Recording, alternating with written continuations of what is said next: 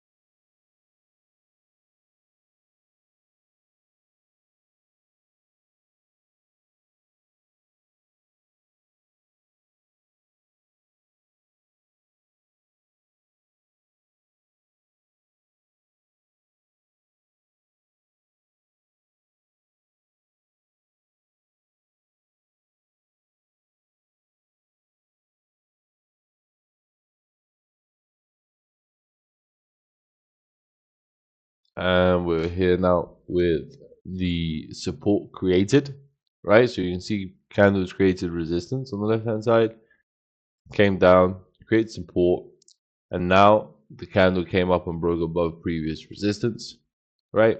And the next candle opened up, no bottom wick, right? No bottom wick, and it just started moving up straight away. Now, I waited a couple of minutes, and that's why my entry is obviously a little bit late. It's like 3-4 pips after the candle broke the high. My stop loss was on the 15-minute time frame. Okay. Now, I use the 15-minute time frame for a stop loss, simply put, because it was available at the time. Okay. It was the only thing that made sense. I wasn't going to have a stop loss so I had a stop loss of around 15 pips, 16 pips. I wasn't going to have a stop loss of 40 pips for the 30-minute candle. And you can see I didn't want to put my stop loss directly below this candle because it's got no bottom wick. So it can come down and just create a bottom wick, even though it could be a tiny one, like 3-4 pip wick, and then continue moving up. So I had my stop loss below the previous 15-minute candle, which is a small body candle. Excuse me. And was waiting for the market to keep moving up in our direction.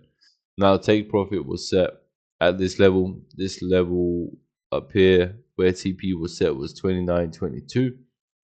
Okay, the reason TP was set there, very simply, as you guys can see, there is a resistance there. Okay, that we're expecting the market, the candle, to tap into. That's a resistance on the 1 hour time frame. That's a resistance on the 15-minute time frame. That's a resistance on the 30-minute time frame. Can the candle just continue moving up and shoot all the way up and hit the next resistance? Of course it can, right? Is that the most likely thing to happen? No. The most likely thing to happen is for the candle to hit that resistance, maybe consolidate a bit, create some market structure, and keep moving up or reverse back down. That's what's most likely to happen. And that's exactly what did end up happening anyway, but that's why we have our TP there. Right, we had stops at break even. Candles got no business coming down after going up 12, 13, 14 pips from entry and reversing on us. And we closed full here at around 18, 19 pips. It's a perfect day, picture perfect trade. Candle created, so market created resistance, came down, created support, rejected off previous support, closed above, the move happened, clean up, move up to the top side. Thank you guys and look forward to doing the next one.